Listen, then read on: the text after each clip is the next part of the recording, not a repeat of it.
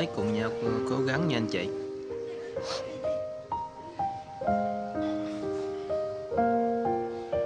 Khiêm thì bắt đầu lại từ con số âm luôn anh chị, từ kinh tế tài chính, và sẽ phấn đấu là trong năm nay mình sẽ tự do về tài chính anh chị.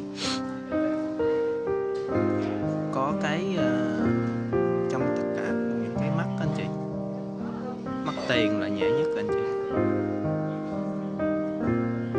Mình còn sức khỏe mình sẽ cố gắng, mình sẽ kiếm tiền lại được anh chị. Chúc tất cả anh chị và bản thân năm mới sẽ kiếm thật là nhiều tiền để mà mình tự do tài chính nha anh chị. Cố lên.